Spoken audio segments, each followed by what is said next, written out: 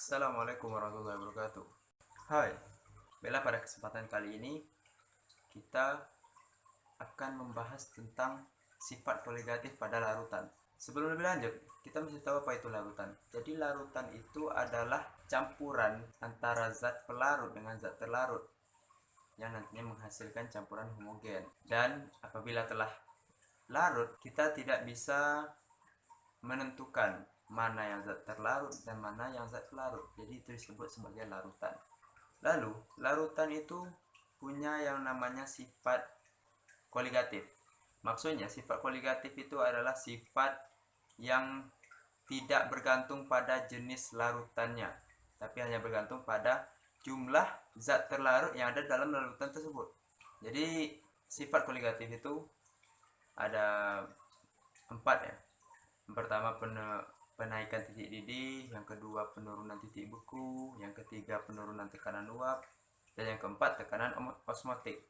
Nah, pada kesempatan kali ini kita akan melihat sifat koligatif pada tekanan osmotik. Nah, tekanan osmotik. Jadi, langsung saja kita pada percobaannya.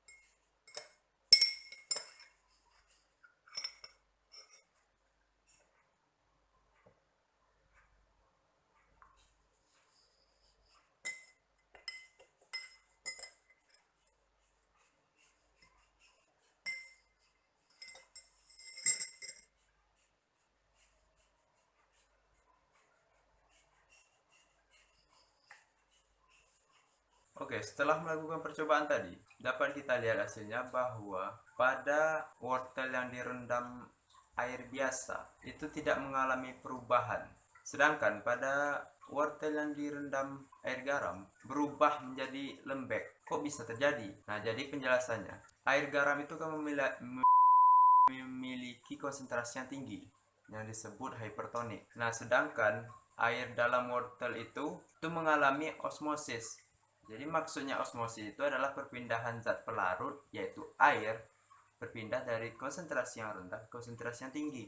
Jadi si air yang dalam sel wortel tadi berpindah menuju konsentrasi yang tinggi, yaitu air garam, hingga airnya itu keluar dari sel wortel. Itulah yang menyebabkan wortel menjadi lembek, karena air sel dalamnya itu berkurang. Nah, sedangkan yang di air biasa tidak mengalami hal tersebut, karena air biasa itu isotonik, jadi tidak terlalu tinggi, tidak terlalu rendah. Nah, jadi gitu penjelasannya. Dan ini merupakan salah satu dari sifat koligatif pada larutan, yang mana apabila di garam tadi, air garam tadi kita semakin banyak garamnya, maka tekanan osmotiknya juga semakin tinggi.